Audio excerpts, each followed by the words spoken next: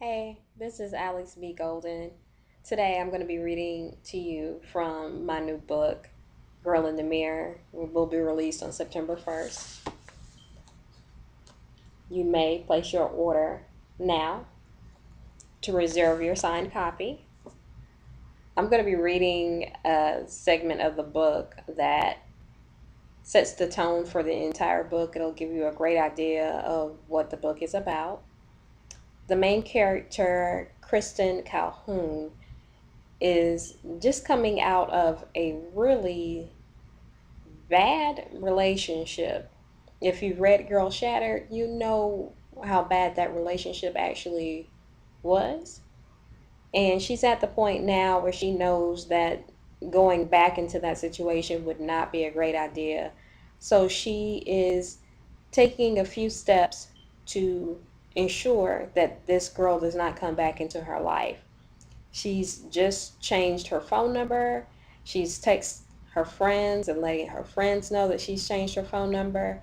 And the last person on her list to inform is her father. Hello? His deep voice sounded frail. He was aging. There was a small part of me that felt guilty about leaving him to fend for himself. He often encouraged my guilt by saying things about how I deserted him for a small town life. A few months before graduation, I started applying for jobs here and in Atlanta. I suppose a degree from Savannah State was worth more in Savannah. I didn't get one call from an Atlanta business. Bitches. While Pop would have loved to have me lying around on the couch until something came through, I was eager to start my life. Besides, I didn't want his feedback on my dating prospects. Hey Pop, how you feeling? Not bad for an old man, he paused. Change your number again, I see. Who you running from this time, daughter? As if I planned it, the locksmith picked that exact moment to arrive. How was I going to explain this? Hold on a second, Pop. I turned my attention to the locksmith. I covered the phone with my hand, hoping to muffle our exchange. Hi, I need to have my locks changed. The man nodded. He was an older gentleman, probably around my pop's age. What little hair he had was gray, and his eyes were happy. A pretty girl like you? I bet you have a lot of boys you're trying to keep out, he chuckled. Something like that, I said. I went back to my position on my dark brown love seat as the man started working. Pop, I'm back. What you got going on there, daughter? Nothing much. I was trying my best to avoid this conversation. It seemed like the more I tried to avoid it, the more he wanted to pursue it. You hiding something from me? I sighed. Even as a kid, I always found it so hard to keep things from him. He always knew when there was something going on with me. Just having my locks changed. I'm sure there's a story behind this. Is it one I want to hear? Probably not. I knew how he felt about my sexuality. It was the one thing that had been hard for us to get over.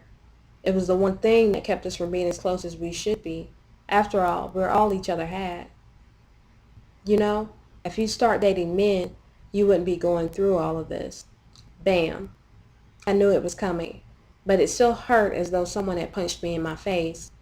You're such a pretty girl. You look exactly like your mama did when she was your age. Just find a nice man and make me a grandpappy. You know I'm not going to be around forever. It was a speech I heard often. I heard it every time I called, which is why I didn't call as often as I knew I should. I had given up trying to argue that drama wasn't exclusively a homo thing. It never ended well, so I just gave up. Listen, Pop, I just called to make sure you were okay. You are okay, right? There ain't nothing wrong with me that the good Lord can't fix. Okay then, I'll call you later. I didn't wait for a response. I just hung up. I ran my hands through my hair. He always got under my skin. I should be used to this by now. A scream passed over my lips. That was Girl in the Mirror. Reserve your signed copy at alixbgolden.com and look us up on Facebook. Thank you.